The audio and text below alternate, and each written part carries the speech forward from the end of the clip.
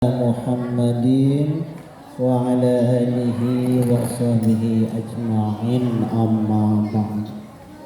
Qala Allah ta'ala fil Qur'anil Karim Subhanalladzi asra bi'abdihi laylan minal masjidil haram ilal masjidil aqsa alladzi barakna hawlahu linuriyahu min ayatina innahu huwas sami'ul basir.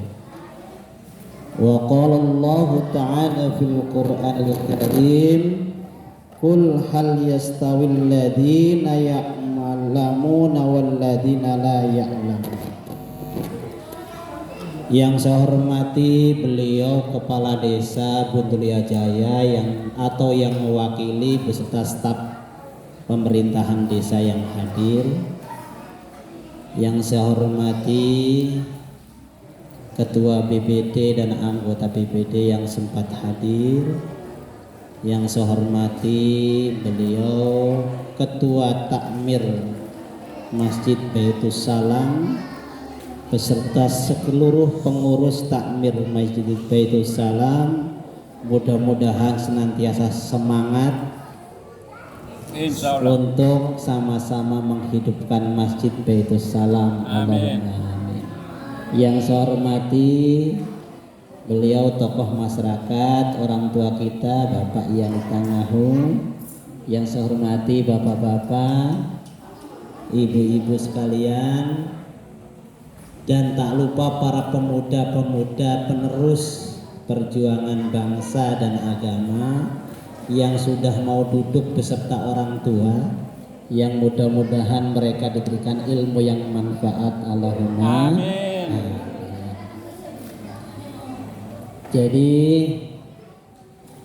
pertama kita bersyukur kepada Allah Subhanahu wa taala di mana pada malam hari ini kita bisa melaksanakan kegiatan yang telah kita canangkan bersama, majelis taklim yang insya Allah Bapak jangan bosan-bosan kita datang ke masjid untuk ngumpul-ngumpul, sama-sama bertukar pengalaman, sama-sama silaturahmi, sama-sama memikirkan bagaimana kehidupan kita, karena kita tahu dan yakin bersama kita hidup tidak cuma di dunia.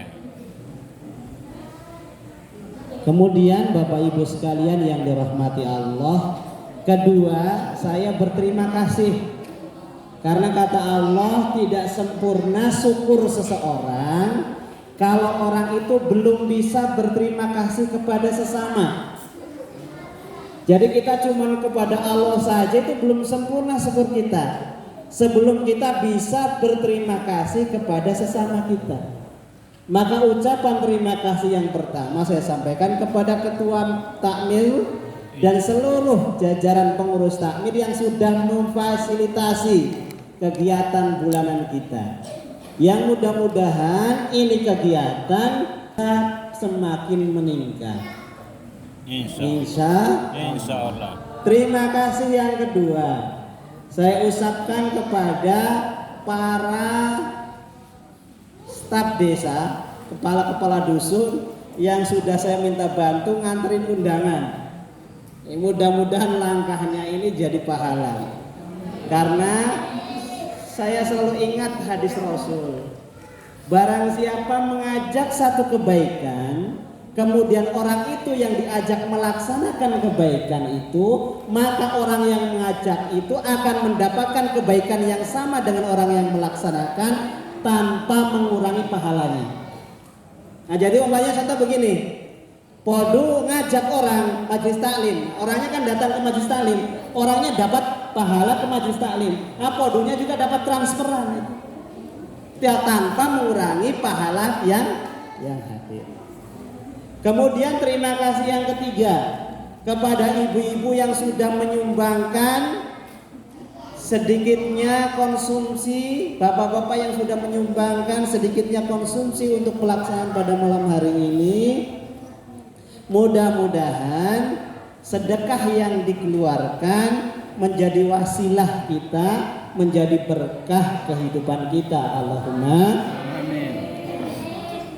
Rasulullah pun menjelaskan dalam hadisnya, kalau sesuatu yang sudah kita keluarkan itu akan bilang sama kita. Yang pertama dia bilang, alhamdulillah yang tadinya saya sedikit, engkau keluarkan sedekah maka saya jadi banyak. Kata harta yang kita keluarkan. Kalau kita ngeluarin 5 biji kue, maka kue itu bilang, terima kasih saya sudah dikeluarkan untuk majelis taklim. Maka kue itu akan membesar pahalanya, dan nanti di akhirat akan ketemu kita. Itu yang pertama yang dikatakan oleh kue. Kemudian yang dikatakan oleh harta kedua, ketika dikeluarkan untuk sedekah, hartanya bilang, dulu engkau harus menjaga aku, ketika aku belum kau keluarkan, sekarang akulah yang akan menjaga kamu, kata harta. Jadi kalau kita punya uang, siapa yang jaga? Kita. Kita kalau punya uang banyak, pasti kuncinya tambah banyak tuh. Ada berangkasnya, ada dilapis 2, lapis 3, karena kita menjaga harta.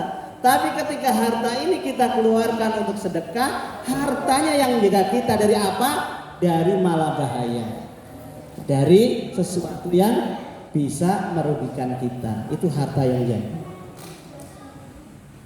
Kemudian harta juga mengatakan tadi, karena engkau sudah mengeluarkan aku yang tadinya aku tidak berguna, maka setelah kau sedekahkan aku jadi berguna.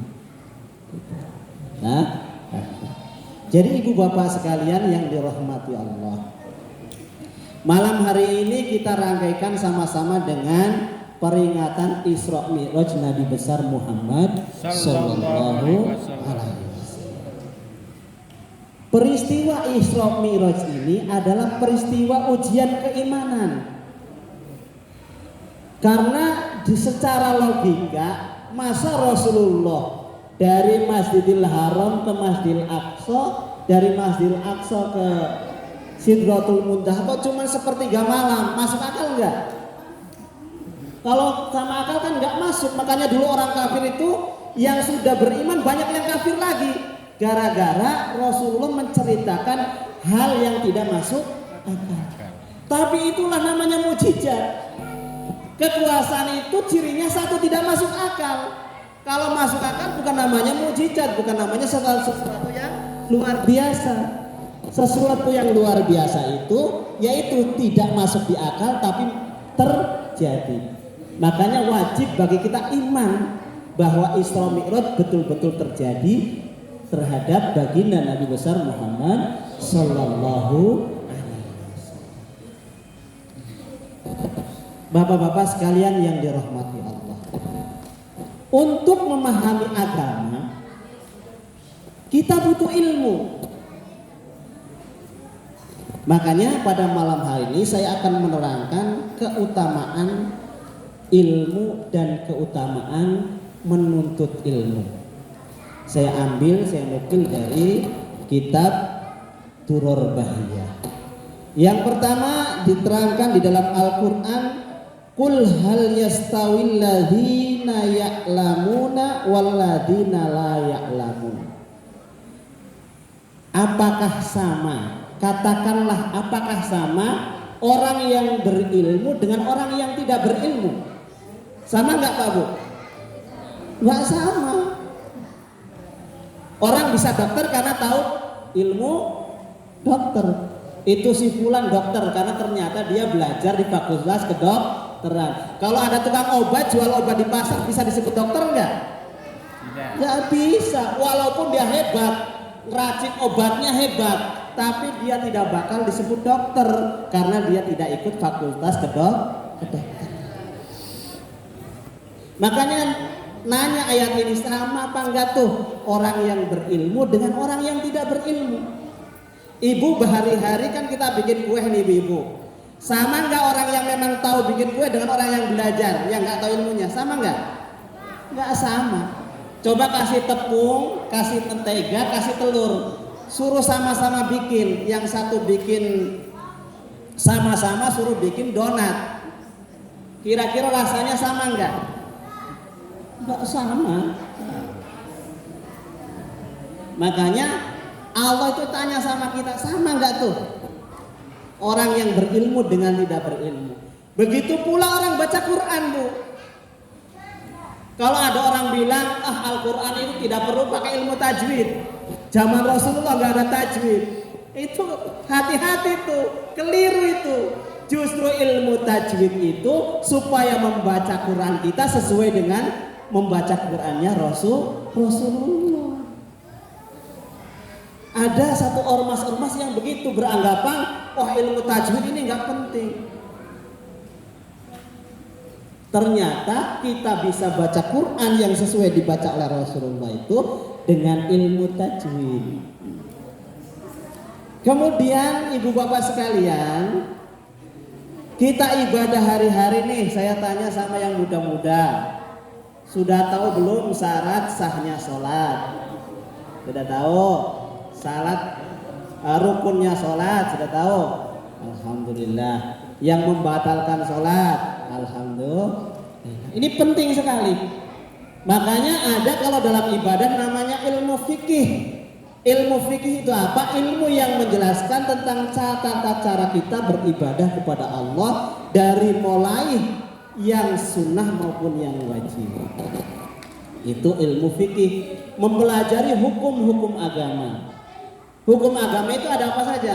Ada haram, ada halal, ada wajib, ada sunnah, ada makruh, ada apa lagi? Mubah. Itu hukum agama. Kemudian saya lanjutkan kepada yang selanjutnya. Wa qala Rasulullah sallallahu alaihi wasallam talabul ilmi faridatun ala kulli muslimin wa muslimatin. Jadi menuntut ilmu itu ibu-ibu sekalian wajib bagi setiap muslim laki-laki maupun muslim perempuan. Ustadz saya sudah tua, tidak kenal tua. Karena menuntut ilmu itu dari mulai buayan orang tua sampai ke liang lahat, itu menuntut ilmu. Bukan duduk di sekolah, bangku sekolah memang ada kelas 1, ada kelas 2. Tapi kalau menuntut ilmu itu dia pakai kelas, di mana saja kita diwajibkan menuntut ilmu. Makanya alhamdulillah kita bentuk ini tujuannya salah satunya tadi supaya ibadah kita didasari dengan ilmu. Makanya alhamdulillah ini saya berterima kasih yang keempat kepada jamaah yang hadir, yang sudah menyempatkan waktu. Ini kan enak-enaknya lihat apa kalau jam begini, Bu? Enak-enaknya lihat sinetron. Kalau jam begini tuh ibu-ibu enaknya lagi lihat sinetron di depan TV sambil baring, sambil dibantal. Masih ada yang lihat sinetron atau lihat HP sekarang, Bu? Oh, HP ya, sama saja lah. Beda-beda tipis. Jadi alhamdulillah pada malam hari kok Allah mendatangkan kita. Ini luar biasa. Ibu bapak sekalian, ternyata segala sesuatu di dunia ini tidak ada yang namanya kebetulan. Ternyata semua yang terjadi di sini adalah merupakan kehendak Allah Subhanahu wa ta'ala. Dan Allah katakan, kalau aku ingin orang itu baik, maka akan aku berikan kepahaman tentang agama. Maka kita bersyukur kepada Allah, kita kok masih duduk di sini. Ini bukan kehendak kita, ini atas izin Allah. Yang namanya taufik. Kehendak kita sesuai dengan kehendak Allah, itu namanya taufik. Kita berarti malam ini dapat mendapatkan taufik dari Allah Subhanahu wa ta'ala. Taufik lukum kalau yang tadi ya. Walaupun mohon maaf ini yang dari staf desa berapa orang ini gantian. Kalau lalu BPD yang kurang, sekarang yang staf desa yang kurang. BPD-nya sudah 100% ini, belum. Sudah 70% ini. Berapa yang dari 2? Ibu-ibu sekalian yang dirahmati Allah, kenapa kita harus bersama? Agama itu itu tidak akan tumbuh dengan pesat kalau tidak didukung oleh semua unsur. Makanya pemerintah sebagai punya fasilitas masyarakat itu harus punya ketegasan, yang punya otoritas di desa menyuruh masyarakatnya. BPD juga harus memikirkan program-programnya itu sesuai dengan masyarakat. Dan masyarakatnya harus menyadari bahwa kita hidup ini tidak selamanya. Coba kalau saya tanya Bu, Bapak sekalian, setuju nggak kita ingin berubah? Setuju Bu? Setuju. Atau ada yang nggak usah berubah, saya begini aja Mas? Ada yang tidak mau berubah? Kita setuju semua ingin berubah? Setuju. Kalau kita ingin berubah, ada tiga M. M yang pertama, mulai dari hal terkecil. Apa yang kita bisa, itu yang terkecil kita laksanakan dulu. Gak usah pikir muluk-muluk yang besar. Ada satu cerita, seseorang itu pingin merubah negara. Ternyata setelah umur 20 tahun gak bisa merubah negara, dia kasih kecil lagi. Ingin merubah provinsinya, umur 30 belum bisa lagi, dia kasih kecil lagi, ingin merubah kabupatennya. 40 tahun, 50 tahun nggak bisa merubah, dia ingin merubah desanya. Setelah 60 tahun nggak merubah desanya, ternyata kuncinya yang terakhir, rubah dirinya sendiri. Kalau masing-masing kita sudah berpikiran untuk berubah diri kita sendiri, artinya berubah kepada yang lebih baik, maka dengan otomatis desa kita akan berubah. Insya Allah. Begitu. Pasti bisa. Iya, ibu-ibu kalau ingin merubah desa, kalau nggak sama-sama susah. Kenapa saya menggerakkan kita semua untuk berubah? Karena saya pikir saya tidak bisa merubah sendiri. Makanya kita sama-sama merubah desa ini. Menuju apa itu? Yang selalu saya bilang, aman, sehat, religius, inovatif. Nikmat terbesar itu 4 itu Bu. Aman. Coba sekarang itu di Rusia. Dia apa? Rusia dengan apa? Ukraina.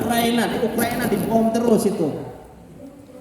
Kalau kita dibom, kira-kira bisa sholat jamaah tenang nggak? Tidak bisa. Nggak bisa. Allahu Akbar sudah tinggal lihat kiri, lihat kanan, jangan-jangan ada bom jatuh. Gitu. Makanya syukuri pertama kita diberikan negara yang aman. Kita mau beribadah di masjid dari mulai isya sampai subuh nggak ada yang ganggu. Itu yang pertama. Yang kedua, sehat. Nah, ibu coba. Kalau lagi sakit enak nggak makan ikan ayam Bu? Enak.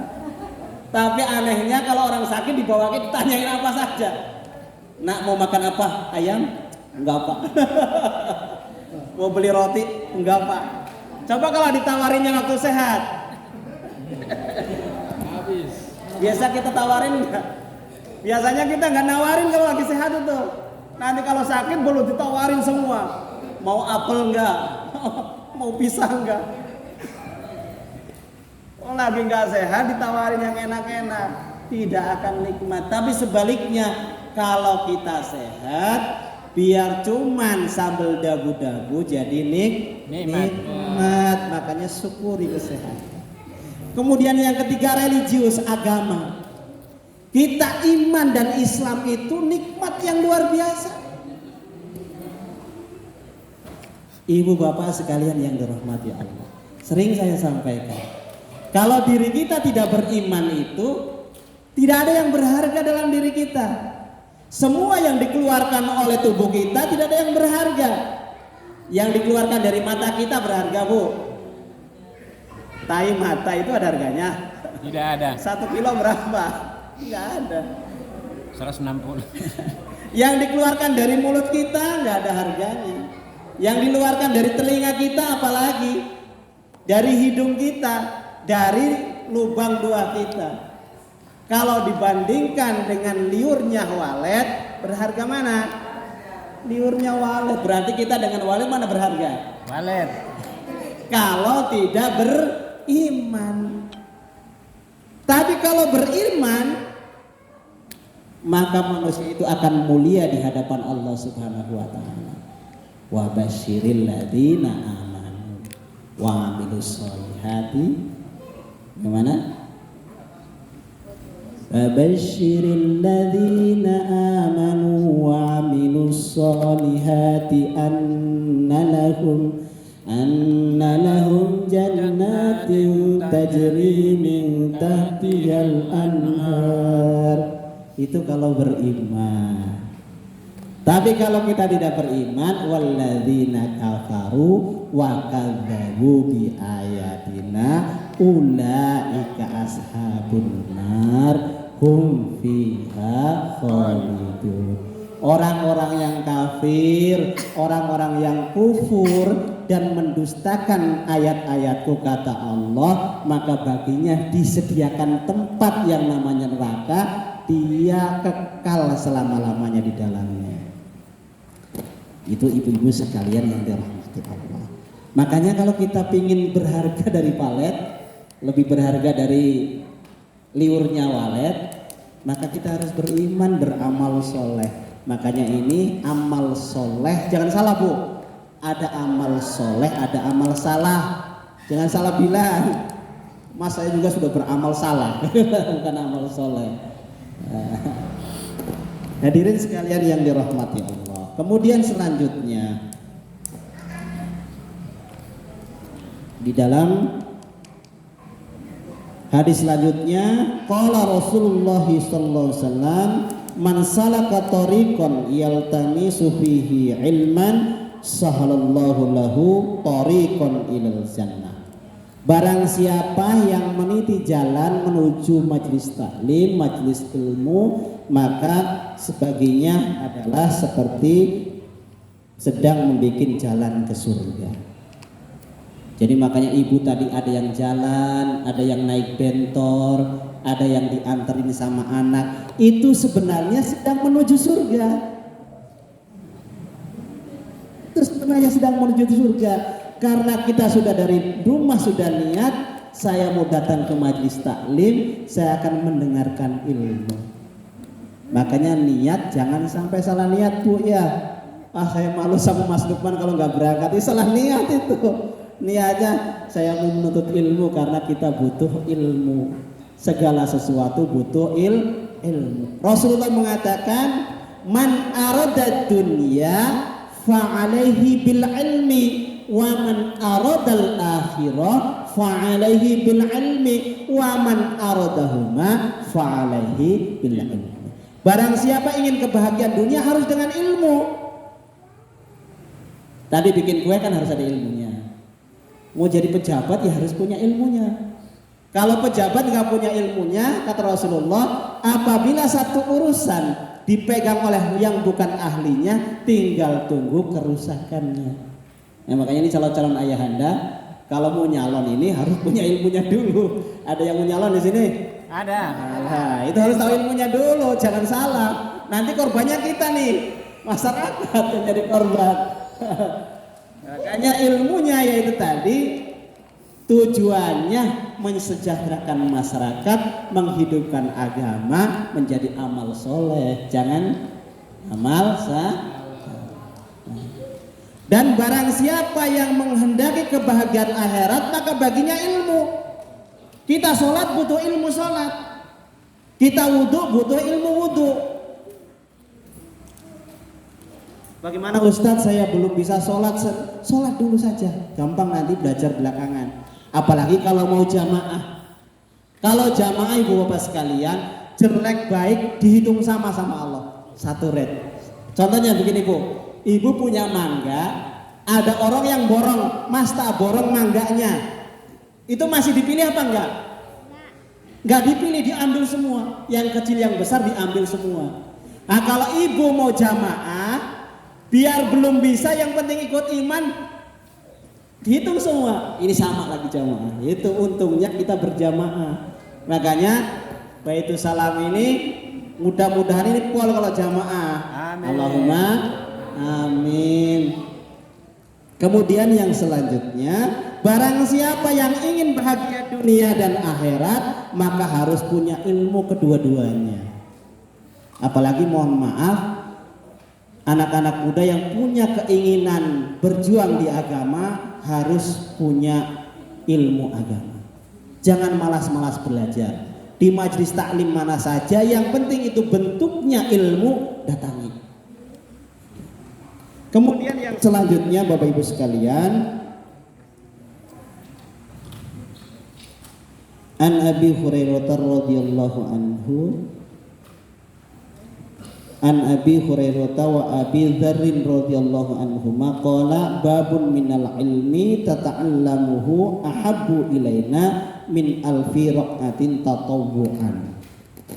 Kata Rasulullah yang diriwayatkan oleh Abu Hurairah dan Abi Dzar, mudah-mudahan Allah meridhai keduanya, katanya satu bab dari ilmu yang dipelajari ahabbu ilaina, lebih disukai oleh Rasulullah daripada orang sholat sunnah 1000 rakaat. Ini kalau umpamanya begini, Rasulullah yang satu lagi majelis ilmu ini, di sana ada orang sunnah sholat sunnah 1000 rakaat, Rasulullah senang yang ini. Walaupun sambil ngerokok, walaupun sambil makan jajan, itu Rasulullah lebih senang orang yang menuntut ilmu dibandingkan sama Rasulullah daripada orang yang sholat 1000 rakaat sholat sunnah. Itu jadi Bapak Ibu hadir malam ini itu keutamaannya ilmunya oleh Rasulullah dibandingkan kita sholat sunnah 1000 rakaat. Untung gak Bu? Untung. Kalau terawih kita kan pilih yang 8. Malah di Masjid Al Munawwarah jadi masalah 8 jangan 20, bakal itu. Di sini insya Allah nggak bakal Bu ya. Yang mau 8 ya monggo, yang mau 20 ya monggo. Ya ibarat orang kerja, orang nyangkul 1 hektar dengan nyangkul 2 hektar, lebih mana bayarannya Bu? Lebih mana? Lebih banyak yang 1 hektar atau 2 hektar bayarannya? 2 hektar. 2 hektar. Seandainya nanti di akhirat ditanya nih, yang benar yang 8 berarti kita kan masih punya lebih. Oh saya punya untung kelebihan. Coba kalau yang benar 20, yang 8 bingung itu nambahin. Aduh saya dulu gak nambahin.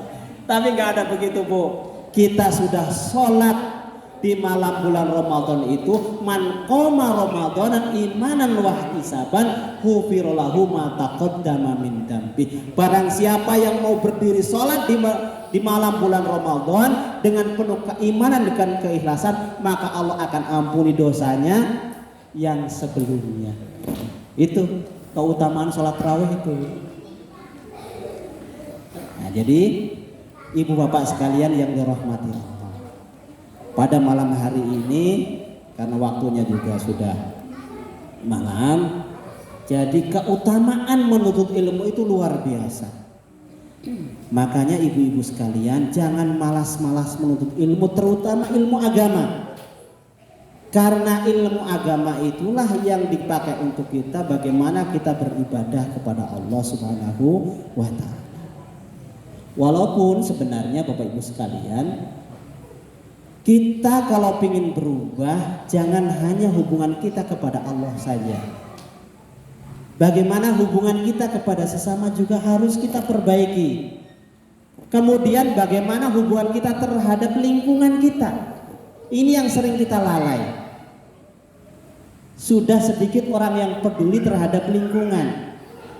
Makanya selalu sampaikan di majelis taklim ibu-ibu, yuk kita sudah nyapu dalam rumah sekali-kali ke depan rumah sampai ke depan pagar di jalan supaya bersih kelihatannya.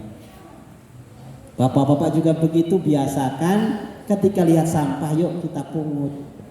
Atau buang sampahnya minimal jangan sembarangan. Karena tadi bersih itu indah, bersih itu ibadah. Makanya itu nanti kita bisa sehat itu kalau sudah bersih. Itu makanya kenapa aman sehat. Nah, ini sehat ini harus kita pelajari dari diri kita, menjaga kebersihan diri kita dulu. Innallaha yuhibbut tawabina wa yuhibbul mutatahhirin. Sesungguhnya Allah itu sangat mencintai orang-orang yang suci lagi bersih. Makanya ini gerakan-gerakan ini tadi saya bilang, kalau masing-masing kita sudah peduli terhadap lingkungan kita sendiri, maka otomatis desa kita akan bersih. Daripada kita harus nyapu semua jalan. Umpamanya saya bersihin, Ibu Adi bersihin, itu siapanya Podokusum bersihin, lama-lama sudah bersih lingkungan. Tanpa kita ada program. Karena kita sudah kesadaran diri kita masing-masing, kita butuh bersih. Karena dengan bersih kita akan sehat. Hanya saya sama Sela itu bercanda sama ibunda. Kalau dapat BLT jangan cuma vaksinasi aja syaratnya. Dilihat tuh lingkungannya bersih enggak.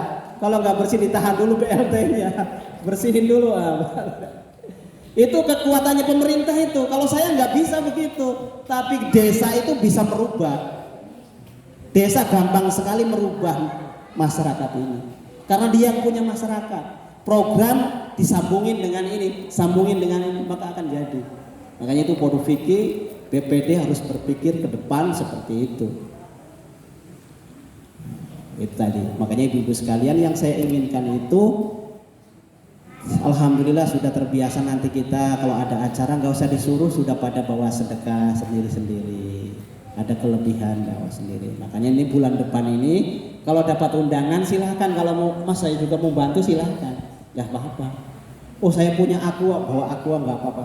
Mas saya punya kue 10 bawa nggak apa-apa. Oh saya punya 100, alhamdulillah. Jadi kita itu kesadaran agama bisa eksis itu karena di zaman Rasulullah itu orang-orang dalam hati mereka punya semangat berjuang dengan harta, jiwa dan raga. Dia punya beras 2 kilo, yang sekilo diantar sama Rasulullah, ya Rasul ini saya punya beras 2 kilo, kalau di sana nggak ada beras, kurma. Saya punya kurma 2 kilo, yang sekilo saya kasihin sama Rasul untuk berjuang perang, yang sekilo saya nikmati besok dengan keluarga. Ini. Nah kalau itu sudah keluar dari diri kita semangat itu, insya Allah agama akan meningkat. Makanya ibu sekalian, kalau kita mengeluarkan untuk kegiatan jangan pikir duitnya berkurang. Pernah Rasulullah datang sama istrinya Siti Aisyah, ya Aisyah, masih ada daging kambing yang kemarin? Oh nggak ada Rasul, sudah habis, sudah tak kasih sama sahabat. Rasulullah bilang, jangan bilang habis istriku, justru yang kau keluarkan kepada orang lain lah, itulah yang kekal, bukan yang habis. Kita keliru itu, mau sedekah habis, bukan habis, justru yang kita keluarkan itulah yang kekal. Jadi jamaah sekalian yang dirahmati Allah, sebagaimana tadi rencana kita itu besar. Pak Tamir Masjid mau ngundang Ustadz korek api. Kalau bapak-bapak bilang rokoknya aja, korek apinya nggak ada, yang penting ada rokoknya. Jadi ke depan insya Allah kalau dana kita sudah banyak, bisa kita ngundang Ustadz siapa saja yang masih berpaham ahli sunnah wal jamaah. Karena memang banyak paham-paham yang tidak ahli sunnah wal jamaah, yang menyalahi hadis-hadis Rasulullah, yang menyalahi sunnah-sunnah sahabat. Makanya nanti ngundangnya juga ustadz-ustadz yang bermadhab, yang beraliran ahli sunnah wal jamaah, yang sama-sama kegiatannya seperti kita, ya tahlilan, ya wiridan, ya 7 harian, ya 20 harian, yang sama dengan kita. Nanti kalau ngundangnya yang nggak sama, wah nanti 7 hari haram, 40 hari haram, nggak jadi pengajian, pulang semua nanti. Jadi ustadznya juga ustadz-ustadz yang sesuai dengan paham kita, yang memperkuat paham kita. Karena ulama dulu itu mensyariatkan itu pasti ada dalilnya, tidak mungkin tidak. Cuman ulama dulu saking bijaksananya, masyarakat gak usah susah-susah nyari dalilnya, ikut saja sama kiai, nanti kamu selamat. Itu begitu orang dulu. Karena memang Islam itu baru masuk ke dalam Nusantara ini. Kalau baru masuk suruh ngapalin ya nggak bisa jadi sholat. Seperti tadi kalau mau sholat ya sholat dulu aja.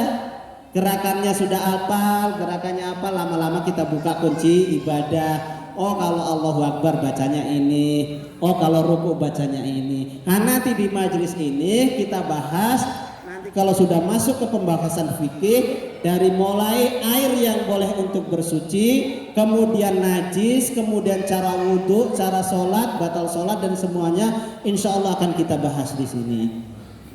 Insya Allah, Allahumma amin. Makanya saya bersyukur kepada Allah, ibu-ibu yuk sama-sama. Kalau ada undangan begini yuk sama-sama. Karena kalau kita belajar, iya nggak Bu? Coba kalau ibu suruh datang ke rumah saya ngaji, 1 hari 2 hari masih semangat, 3 hari cuma sendirian lama-lama bosan.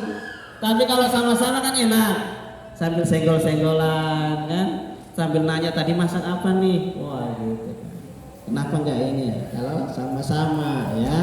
Makanya insya Allah kita mohon kepada Allah, mudah-mudahan hati kita senantiasa diberikan hidayah oleh Allah Subhanahu wa taala. Nanti kita semua semangat beribadah. Karena kontrak kita itu enggak tahu Om Yani ya. Kontrak kita itu tidak tahu, umur kita itu tidak tahu.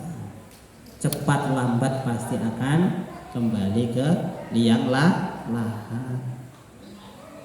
Oh saya masih sehat Ustadz, masih ini. Banyak orang yang sehat besok langsung innalillahi banyak.